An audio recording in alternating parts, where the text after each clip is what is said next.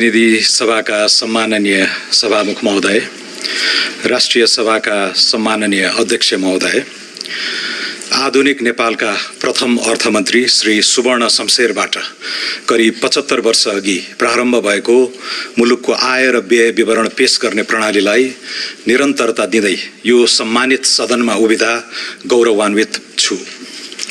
जनताको जीवनस्तर बेहतर पार्ने तत्कालीन उद्देश्य आज पनि उत्तिकै सान्दर्भिक छ। यस अवसरमा नागरिक स्वतन्त्रता, लोकतान्त्रिक अधिकार, सामाजिक न्याय र समुन्नत नेपालका लागि भएका विभिन्न आन्दोलनहरूमा जीवन उत्सर्ग गर्नुहुने शहीदहरूप्रति हार्दिक श्रद्धाञ्जली अर्पण गर्नुका साथै आन्दोलनमा आहत नागरिकहरूप्रति समानुभूति व्यक्त गर्दछु। उत्तरदायी शासन, सदाचार र नागरिक सम्मानको पक्षमा उठेको परिवर्तनकामी युवा शक्तिको जागरणबाट स्थापित नयाँ राजनीतिक जगमा प्राप्त विपुल जनादेशले वर्तमान सरकारलाई असाधारण जिम्मेवारी सुम्पिएको छ। अर्थमन्त्रीका रूपमा मैले यसलाई केवल संवैधानिक औपचारिकताको रूपमा मात्र होइन, राज्यको चरित्र, शासकीय संस्कार र अर्थतन्त्रको स्वरूप फेर्ने दायित्वका रूपमा ग्रहण गरेको छु। यो बजेट स्वदेश र विदेशमा रहे बसेका सम्पूर्ण नेपालीहरूले उत्पादनमुखी अर्थतन्त्र, अन्तर्राष्ट्रिय प्रतिष्ठा र प्रविधि मैत्री परिवर्तनबारे राख्ने गरेको जायज अपेक्षाको पत्यारिलो नीतिगत उपकरण बन्नेछ भन्ने विश्वास लिएको छु।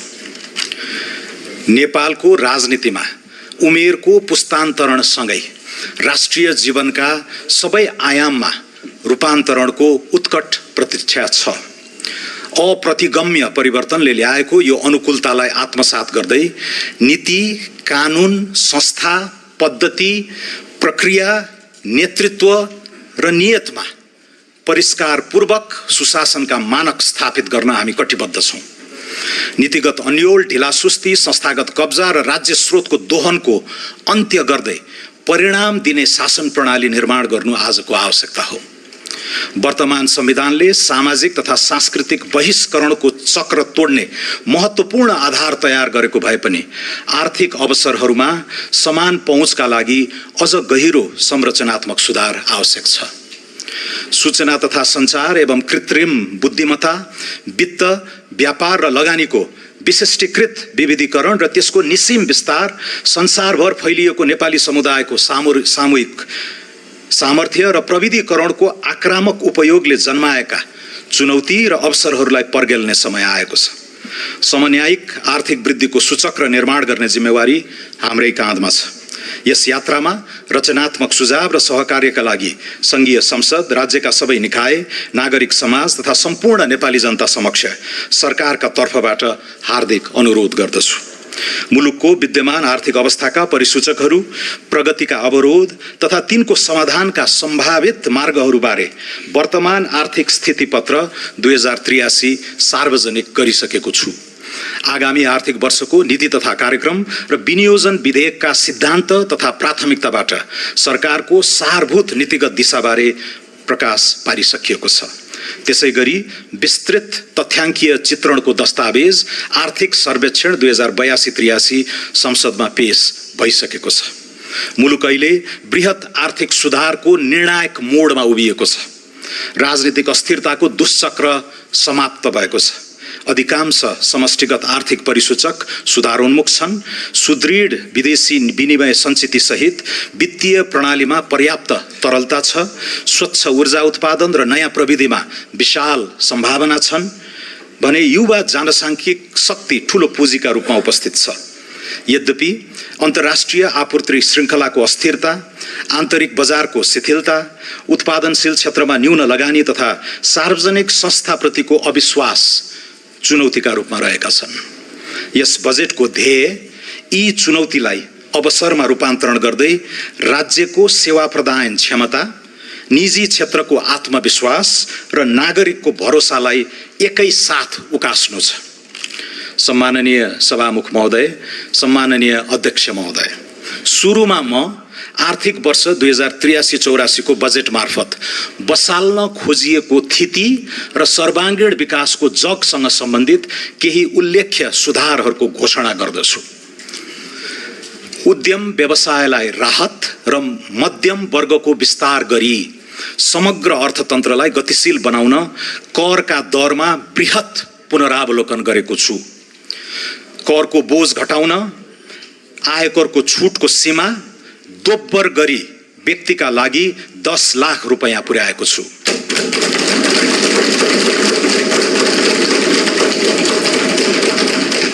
व्यक्तिगत आयकरको अधिकतम दरलाई 10% बिन्दुले घटाएको छु।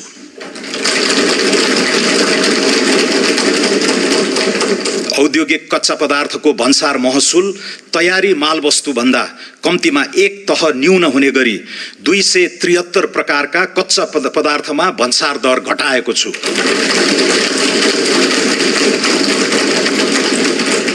विद्यमान 11 तहको भन्सार दरलाई 7 तहमा सीमित गरेको छु। हाल 360 वस्तुमा लागि आएको अन्तशुल्क खारेज गरेको छु। भन्सार बिन्दुमा संकलन हुने पूर्वाधार विकास कर, सडक मर्मत तथा सुधार दस्तुर जस्ता छरिएका करलाई एकीकृत गरी हरित करमा समाहित गरेको छु।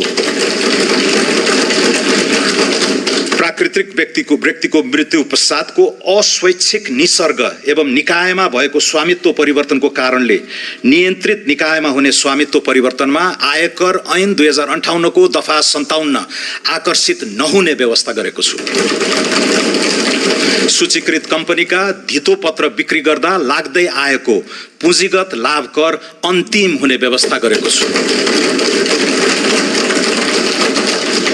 डिजिटल भुक्तानीको माध्यमबाट उपभोक्ताले गर्ने खरिदमा बिजक जारी हुँदाकै समयमा मूल्य अभिवृद्धि करको 10% छुट पाउने व्यवस्था कार्यान्वयन गर्नेछौँ।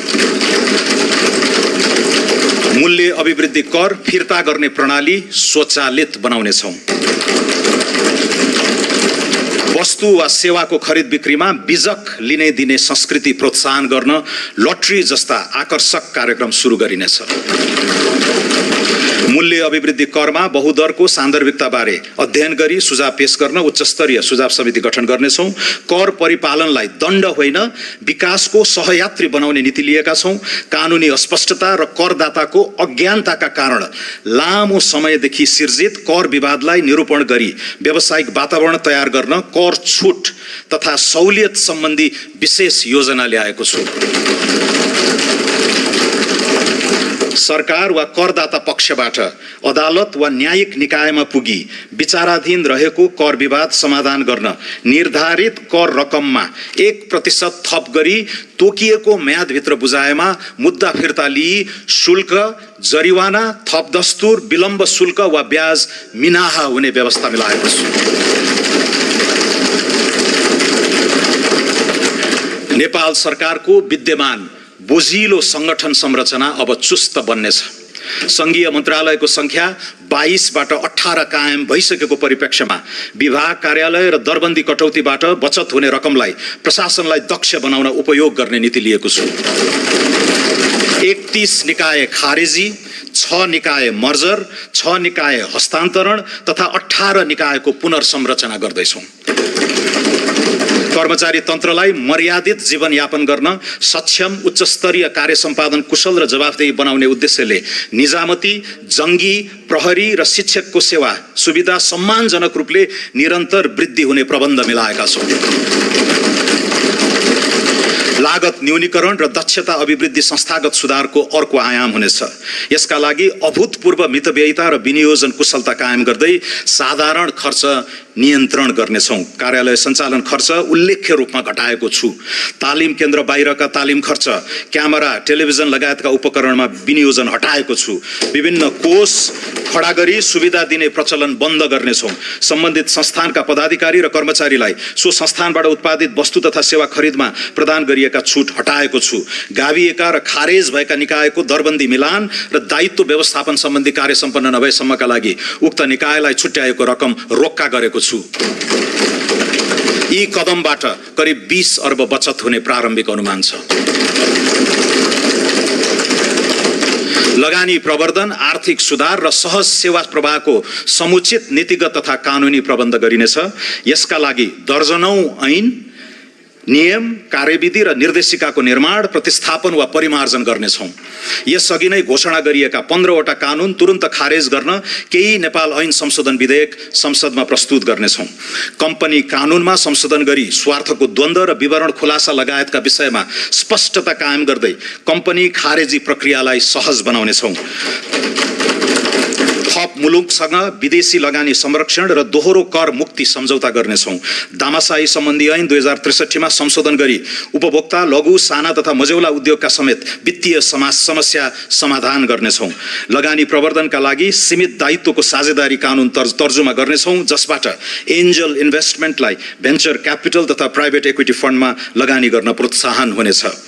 नेपाली नागरिकले विदेशमा लगानी गर्न पाउने व्यवस्थालाई सहज बनाउनेछौँ। औद्योगिक व्यवसाय ऐन संशोधन गरी उद्योगको क्षमता वृद्धि, स्वामित्व परिवर्तन, पुँजी वृद्धि लगायतका विषयमा उद्योग विभागलाई जानकारी मात्र गराए पुग्ने व्यवस्था गर्नेछौँ। विदेशी लगानी तथा प्रविधि हस्तान्तरण ऐनमा संशोधन गरी लगानी फिर्ताका लागि नेपाल राष्ट्र बैंकको पूर्व स्वीकृति लिनु नपर्ने र जानकारी दिए पुग्ने व्यवस्था गर्नेछौँ।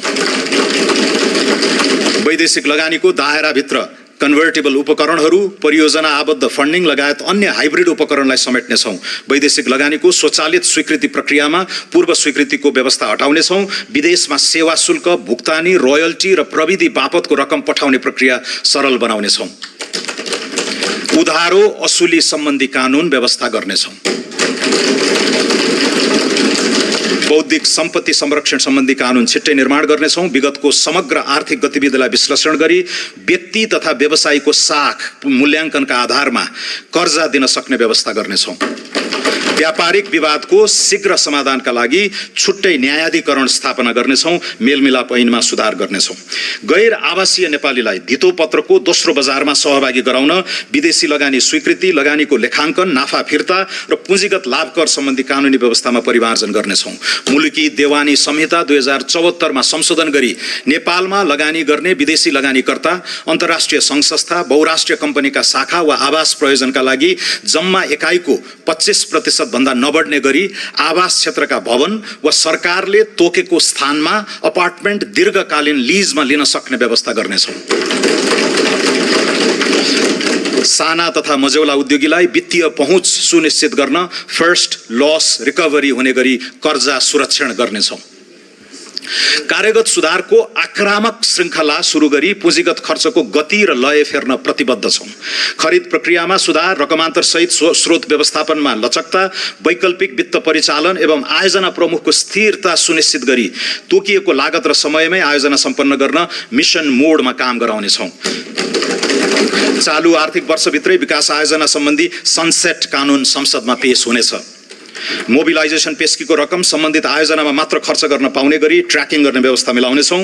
हाइब्रिड एन्युइटी मोडलमा निर्माण गर्न सकिने पूर्वाधार आयोजनाको प्रारम्भिक पाइपलाइन 3 महिनाभित्र तयार हुनेछ।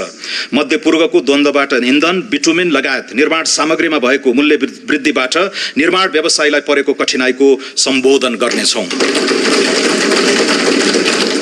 सफा सहर, सहज यातायात र सुरक्षित सडक चलायमान अर्थतन्त्रको अभिन्न अङ्ग बनाउनेछौँ। सडक यातायात, खानेपानी, सरसफाई र आर्थिक पहुँच पूर्वाधारलाई एकीकृत रूपमा विकास गर्नेछौँ। आगामी 5 वर्षभित्र सबै जिल्ला सदरमुकाम जोड्ने सडक तथा पुलको स्तरोन्नति गर्नेछौँ। यात्रा सुरक्षा र सडक स्तर सुधार गरी दुर्घटनाबाट हुने मानवीय क्षतिलाई न्यूनीकरण गर्नेछौँ। विकास र वातावरण बीच द्वन्द्व होइन, सामञ्जस्य स्थापित गर्नेतर्फ सरकार सचेष्ट रहनेछ। यसका लागि वातावरण संरक्षण ऐन 2076 र वन ऐन 2076 परिमार्जन गरिनेछन्।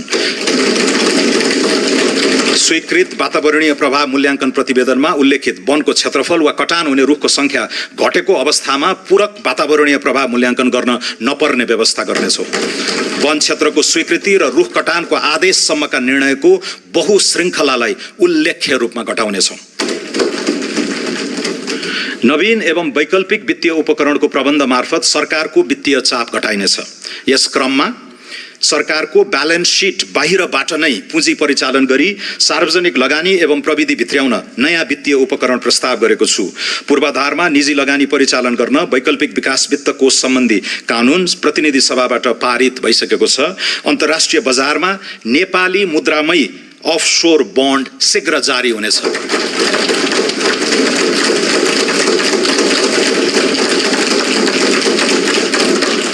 स्वच्छ ऊर्जा बन्ड र डायस्पोरा बन्ड जारी गर्ने र उपलब्ध जलवायु कोषको अधिकतम उपयोग गर्ने नीति लिएको छु।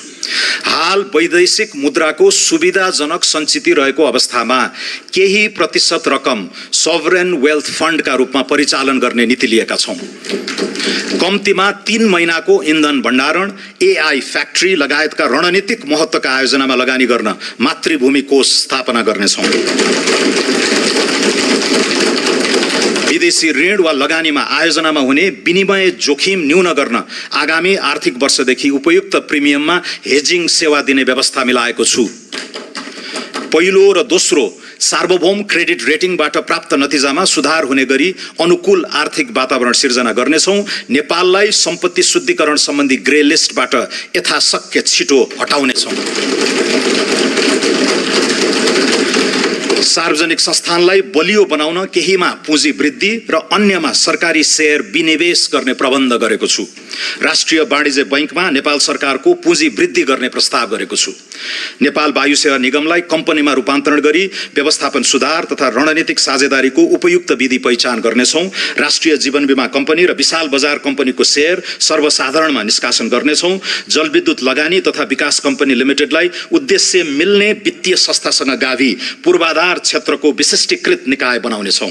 गोरखकाली रबर उद्योग लगायत 7 वटा सार्वजनिक संस्थानको सम्पत्ति तथा दायित्व मूल्याङ्कन DDA गरी निजी सार्वजनिक साझेदारी मोडलमा लगानी व्यवस्थापनको काम आगामी वर्षभित्रै सम्पन्न गर्नेछौँ।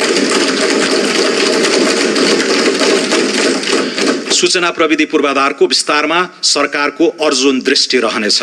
नेपाल टेलिकममा संघीय सरकारको 66% शेयर कायम राखी बाँकी शेयर पुस मसान्तभित्र जनस्तरमा बिक्री गर्ने र प्राप्त रकम नेपाललाई टेक हब बनाउन उपयोग गर्नेछौँ। सूचना प्रविधि सेवा क्षेत्र विस्तारका लागि विदेशमा लगानी खुला गर्ने प्रबन्ध गरेको छु। नेपालमा बसेर विदेशी रोजगारदाताका लागि काम गर्न पाउने तथा रिमोट वर्कलाई आकर्षित गर्न स्पष्ट कानुनी प्रबन्ध मिलाउनेछौँ। सरकारी निकायमा प्रयोग हुने सूचना प्रविधि सफ्टवेयरको खरिद एकै निकायबाट गर्ने व्यवस्था मिलाउनेछौँ। डिजिटल सार्वजनिक पूर्वाधार विकासमा लगानी वृद्धि गर्नेछौँ। नेपाल राष्ट्र बैंकको सुपरिवेक्षणमा फिनटेक मार्केट प्लेस स्थापना गर्नेछौँ। नागरिक एपमा दर्जनौं सरकारी सेवाहरू आबद्ध हुनेछन्। नेपाललाई एआई आर्टिफिशियल इन्टेलिजेन्सको युगमा आत्मविश्वासका साथ प्रवेश गराउन विशेष पहल सुरु गरेका छौँ। काठमाडौँको सिउचाटारमा देशकै पहिलो सार्वभौम एआई कम्प्युट केन्द्र स्थापना गर्नेछौँ। हजारौं एआई प्रोसेसिङ युनिट खरिद गरी एआई उद्यमी र स्टार्टअपलाई सहुलियतपूर्ण कम्प्युट क्षमता उपलब्ध गराउनेछौँ। स्वच्छ जलविद्युत ऊर्जालाई उच्च मूल्यको एआई कम्प्युट सेवामा रूपान्तरण गर्ने प्रस्ताव गरेको छु। नेपालको विद्यमान अपार ऊर्जा शक्तिलाई कृत्रिम बुद्धिमत्ताको विकासमा प्रयोग गरी सिपयुक्त रोजगारी, डिजिटल निर्यात र एआईमा आधारित आर्थिक रूपान्तरणको जग निर्माण हुने विश्वास गरेको छु। आगामी आर्थिक वर्ष एआईको क्षेत्रमा अन्तर्राष्ट्रिय ख्याति बनाइरहेका कम्तीमा 15 जना नेपाली शोधकर्तालाई प्रतिष्ठित फेलोशिप प्रदान गरी नेपाल फर्केर योगदान गर्न आमन्त्रित गर्दछु।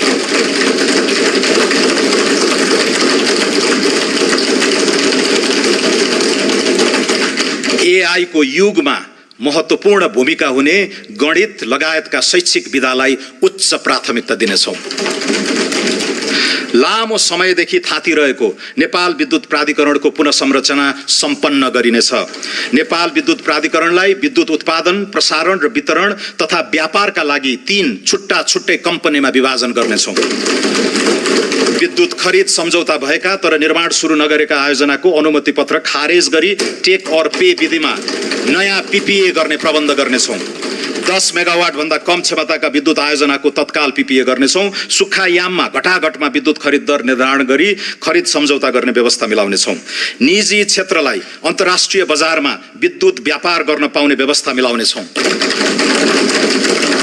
प्रसारण लाइन बनाउने र विलिङ चार्ज लिई विद्युत व्यापार गर्न सक्ने कानुनी व्यवस्था समेत मिलाउनेछौँ। जलविद्युत आयोजनाको अनुमति अवधिपछि आयोजनाको स्वामित्व नेपाल सरकारमा हस्तान्तरण हुँदा वनको जग्गा भोगाधिकार र रुख कटान बापतको शुल्क समायोजन गर्ने व्यवस्था मिलाउनेछौँ। ठूला तथा जलाशययुक्त आयोजनाको विकासका लागि निजी क्षेत्रलाई प्रोत्साहित गर्न प्रवर्धकले 100% रकम जलाशययुक्त आयोजनामा लगानी गर्ने सुनिश्चित गरेमा पहिलो वर्ष नै 40% सम्म शेयर सर्वसाधारणलाई बिक्री गर्न दिने नीति लिनेछौँ। सम्माननीय सभामुख महोदय, सम्माननीय अध्यक्ष महोदय, आर्थिक वृद्धिको उत्तम सम्भावना भएका ग्रामीण एवं शहरोन्मुख क्षेत्रको चतुर्दिक प्रादेशिक विकासमा लगानी बढाउनेछौँ। यस्ता क्षेत्रलाई ग्रोथ पोल र क्वाडका रूपमा विकसित गर्न नीतिगत र भौतिक पूर्वाधारको एकीकृत योजना कार्यान्वयन गर्नेछौँ।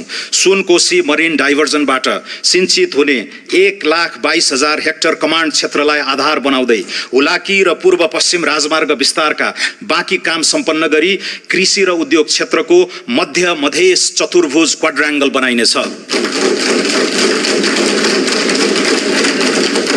मध्य पहाडी, पुष्पलाल लोकमार्ग, कर्णाली राजमार्ग, भेरी कोरिडोर र रारादेखि जुम्ला हुँदै फोक्सुन्डोसम्मको कर्णाली चतुर्भुजमा जडीबुटी, जलविद्युत, पर्यटन र खानीजन्य क्रियाकलापले प्रश्रय पाउने व्यवस्था मिलाइनेछ।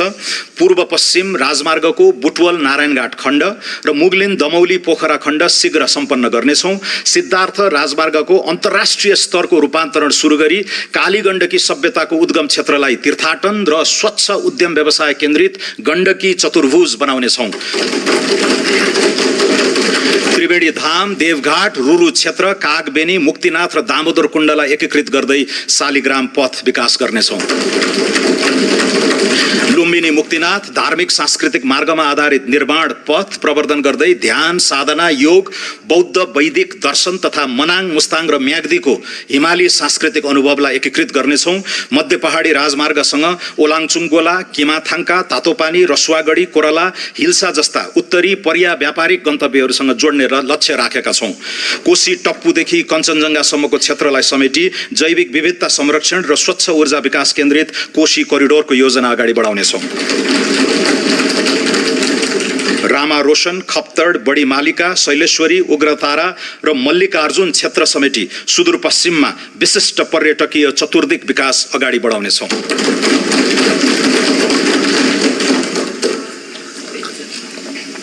भिजन काठमाडौँ 2040 को दीर्घकालीन योजना कार्यान्वयन सुरु गर्नेछौँ।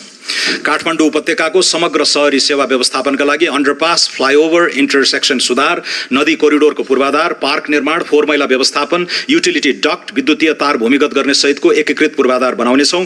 प्रदेश र स्थानीय तहसँगको सहकार्यमा वित्तीय प्रोत्साहन सहित खुला क्षेत्रको संरक्षण र विस्तारका लागि विशेष पहल गर्नेछौँ। काठमाडौँ उपत्यकामा विद्युतीय सार्वजनिक बस सञ्चालन, चार्जिङ स्टेसन, ट्र्याकिङ प्रणाली, स्मार्ट बस पार्क, सुदृढ संस्थागत व्यवस्था सहितको स्मार्ट अर्बन मोबिलिटी कार्यक्रम छिट्टै सुरु हुनेछ। पोखरा उपत्यकामा पनि सार्वजनिक बसलाई विद्युतीय बसले प्रतिस्थापन गर्न ई मोबिलिटी सेवा सुरुवात गर्नेछौँ। भिजिट नेपाल वर्ष 2085 र नेपाल आरोग्य वर्ष 2027 सफल बनाउन सघन तयारी गर्नेछौँ। उच्च मूल्यका पर्यटक लक्षित रिजोर्ट र होटल निर्माण र सञ्चालनलाई भौतिक एवं वित्तीय प्रोत्साहन दिने व्यवस्था गरेको छु। पर्यटन गतिविधिहरूलाई आरोग्य पर्यटनको मूल विषयवस्तुमा ब्रान्डिङ गरी पर्यटकका स्रोत मुलुकहरूमा विविधीकरण गरिनेछ। नेपाललाई युरोपियन युनियनको एयर सेफ्टी लिस्टबाट बाहिर निकाल्न आगामी पुसभित्र नागरिक उड्डयन प्राधिकरणको पुनः संरचना गरी नियामक र सञ्चालकको पृथक भूमिका स्थापित गर्नेछौँ।